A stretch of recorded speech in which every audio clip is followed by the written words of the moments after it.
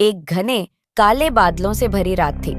मुंबई से सिंगापुर जाने वाली उड़ान 303 ने ठीक समय पर उड़ान भरी। विमान में करीब 180 यात्री सवार थे, जिनमें एक युवा महिला अनन्या भी शामिल थी। वह अपने दोस्त की शादी में शामिल होने के लिए सिंगापुर जा रही थी। अनन्या को उड़ान का कोई डर नहीं था, लेकिन आज का माहौल कुछ अलग ही था। विमान के उड़ान भरते ही मौसम खराब होने लगा। आधे घंटे की उड़ान के बाद पायलट ने घोषणा की कि वे एक तूफान से गुजर रहे हैं और यात्रियों को सीट बेल्ट बांधने का अनुरोध किया। विमान बुरी तरह से हिलने लगा। अनन्या ने खिड़की से बाहर झांका और देखा कि आसमान में बिजली की चमक के साथ काले बादल घुमड़ रहे थे। उसे अंदर से कुछ अजीब सा महसूस हुआ, जैसे कुछ अनहोनी होने वाली है। अचानक विमान की लाइटें बुझ गईं और चारों तरफ अंधेरा छा गया। यात्री चीखने लगे और विमान के अंदर अफरा तफरी मच गई। तभी अनन्या ने देखा कि खिड़की के बाहर एक अजीब सी छवि दिखाई दे रही है। यह छवि किसी इंसान की थी, लेकिन उसका चेहरा विकृत था और उसकी आंखें चमक रही थीं। अनन्या का दिल जोर से धड़कने लगा और उसने आंखें बंद कर ली। विमान तेजी से नीचे गिरने लगा और पायलट ने इमरजेंसी लैंडिंग की कोशिश की, लेकिन विमान का संतुलन बिगड़ गया। विमान समुद्र की ओर गिरता चला गया और एक जोरदार धमाके के साथ समुद्र में गिर गया। अनन्या बेहोश हो गई।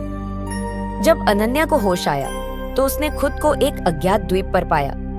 चारों ओर समुद्र था और दूर दूर तक कोई मानव सभ्यता का नामो निशान नहीं था।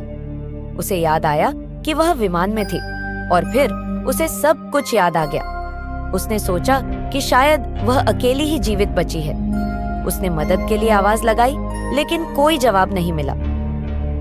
अनन्या ने हिम्मत नहीं हारी और द्वीप पर चलने लगी। चलते चलते उसे एक पुरानी टूटी फूटी झोपड़ी दिखाई दी। उसने झोपड़ी के अंदर जाकर देखा तो वहां एक बूढ़ा आदमी बैठा था। वह आदमी अनन्या को देखकर हैरान हो गया और बोला, तुम यहाँ कैसे आई? अनन्या ने अपनी पूरी कहानी सुनाई और बूढ़े आदमी ने ध्यान से सुना। उसने कहा, यह द्वीप भूतिया है। कई साल पहले भी एक विमान यहाँ गिरा था और तब से इस द्वीप पर अजीब घटनाएं होती रहती हैं। इस द्वीप पर भटकती आत्माएं हैं जो शांति की तलाश में हैं। बूढ़े आदमी ने कहा, तुम्हें उन आत्माओं को शांति दिलानी होगी, तभी तुम यहाँ से सुरक्षित निकल पाओगी। अनन्या ने ठान लिया कि वह किसी भी कीमत पर उन आत्माओं को शांति दिलाएगी।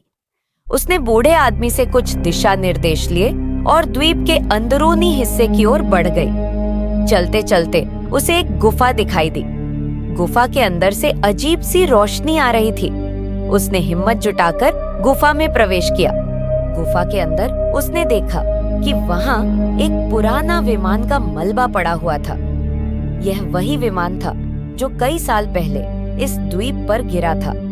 उसने विमान के पास जाकर देखा तो उसे वहां कुछ यात्रियों की आत्माएं दिखाई दी। वे आत्माएं दुखी थीं और शांति की तलाश में भटक रही थीं। अनन्या ने उन आत्माओं से बात करने की कोशिश की।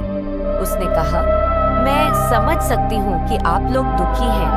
आप लोगों ने अपनी जान गंवाई है, लेकिन अब आपको शांति पाने की जरूरत है। एक आत्मा ने कहा, हम तब तक शांति नहीं पा सकते जब तक हमारे परिवार को हमारी मौत का सच नहीं पता चल जाता।